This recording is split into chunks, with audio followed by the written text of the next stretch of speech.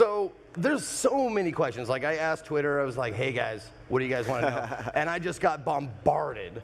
And I just want to let you guys know right out of the gate, there's a lot of stuff that is going to be surprise. Okay? Yeah. It's a lot of stuff that we can't touch on, but one of my favorite things in the game is the weapon system, the weapon crafting and stuff. Is there, like, I'm sure there's going to be, that's going to be in the game, but can you tell us if there's going to be like some news things? Well, there'll be a lot of new weapons in Okay. the game.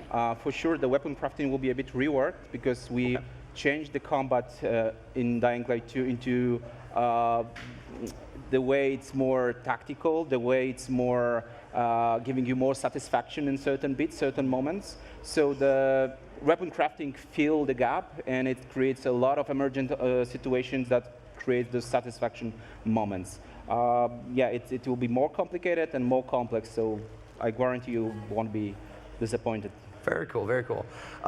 One of the things that I really like about, or I like about video games in general, is the difficulty. In the beginning, when I first started the first game, it was just run. Run, run, run. Is that, can you speak to like the gameplay arc with this? Because it seems like he might start out like a badass, but am I wrong about that? I can't tell you too much about that. Okay. The thing is that Aiden Caldwell is entering the city at the beginning of the game, almost at the beginning of the game. So Okay. he's not from the very beginning in the city, and he's not infected from the very beginning. So it probably covers some of the answers. Okay, okay. Like I said, totally fine if you can't say stuff, but I have to ask these questions. Yeah. The hard-hitting, journalistic questions. Co-op, question mark? There will be co-op. So Okay. you can play entire campaign, entire story from the beginning till the very end with your friends. It's up to 4-player co-op like in the first game. Some of the new elements will be introduced very soon about the co-op and about the multiplayer elements of the game, but right now it's confirmation that the co-op is there. Can I ask a couple questions about, you know, when you dropped a lot of the information around this sort of the city that is living and based off of your decisions, then, you know, is it the peacekeepers, Yeah. like they could react differently to you or what is happening or saving a citizen, et cetera, et cetera. I'm curious if you can talk at all about how this new character Aiden now, and what arguably has to be an interesting thing within this world to be infected and keeping that a secret, et cetera. Is that also going to be playing into like some of the decisions and how people or different organizations might be reacting to me in the game? Yeah, it plays a pretty big role. One of the big pushes with Dying Light 2 was to sort of like really focus on choice and consequences. And like, you know, working on like RPG games in the past, it's really easy to do that with like human interactions. Right, right. But what's really impressed me about Dying Light 2 is the sheer amount of environmental reactivity that may occur as a result of your actions in the game. And really, when I saw the first few examples of it, I'm like, Adrian, you gotta be freaking kidding me. He's like, no, wait, watch this. It's really empowering for a player. Yeah, I mean, that is exciting overall too, because it means that when Zeke plays and I play and we start talking about it, it's like, well, no, wait a second, that didn't happen. It's like, well, I made these decisions, and to me as a player, that is also interesting because I tend to be a good player on the side of like maybe chaotic good, but more good. And when you get put up with those even more difficult decisions and you don't know what effect that will have, like on the ripples on the world, that's super exciting to. Yeah, one of the big goals is actually how the players sort of like discuss their experiences and how their gameplay has been different in each playthrough, and then share it online and talk with each other and share their experiences. That was also a big part of it. Yeah. And when you talk, like you actually mentioned each playthrough, can you talk about like the replayability factor? Yeah, you can finish the game without seeing 50% of the content even. So really, when you play again, speedrunners, are you listening? That's a challenge. So the cool thing is like when you're playing again, you know the consequences based on your previous choices. So now you can turn left, turn right, and play it differently, and the world will look different. So it's a super exciting motivation for playing this game again, especially if this is the action game, and a lot of choices have the tremendous influence into the game world. So the scale of the consequences is super high. Sometimes it's really like like from movies, like disaster movies with 2012 or something like that. Like apocalyptic. I like this. choices. I like the sound so of if this. you play it differently, you're gonna see different things. So it's very much connected with Dying Light.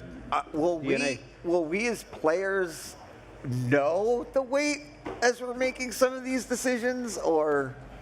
Yeah, actually, the way the choices are framed, it's always fair to the player to let them know what the stakes are.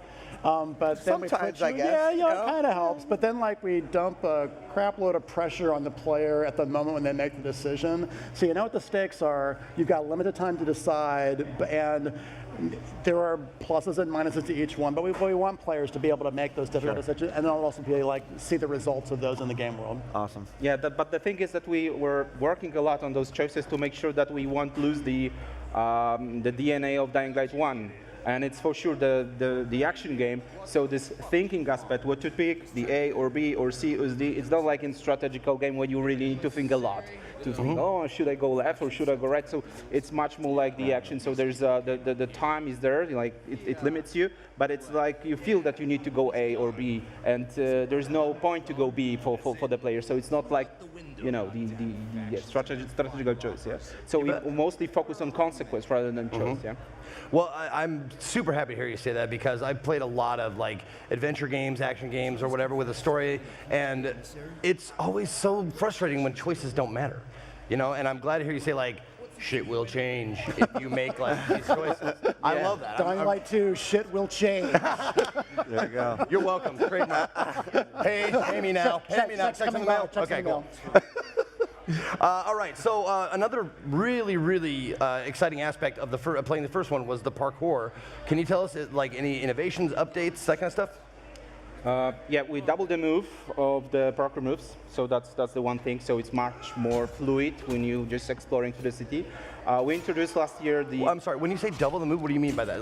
The speed animations or okay. When you interact with environment. Okay. And we introduced last year something called the parkour puzzles. So there are certain puzzles, where you really need to look at your stamina and measure it, find the road, find the place that you want to rest. I love that. And there's a lot of those kind of things. And in the demo we've created for the show, we also introduced something like improving your avatar. So it's not only about skills that you can unlock for having new moves or be more efficient in moving. You also have some tools. Yeah. So you are upgrading your avatar. You have your tools on your body. You have a new grappling hook, which is really great. You can.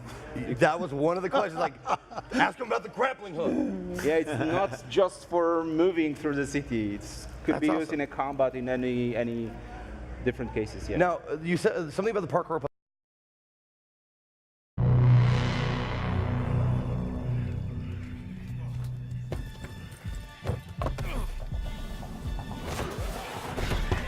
When my father saved my life, he told me never to forget who I am, where I come from.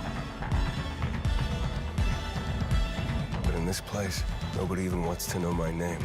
Getting attached is deadly.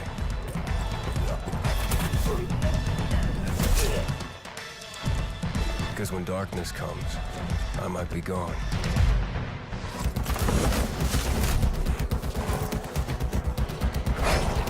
A virus tore society apart, but I won't let it turn me into an enemy.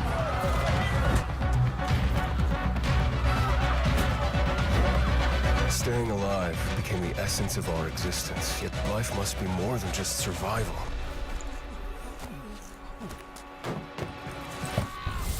Every day, the disease tries to crush us and make us forget who we are, but I keep fighting.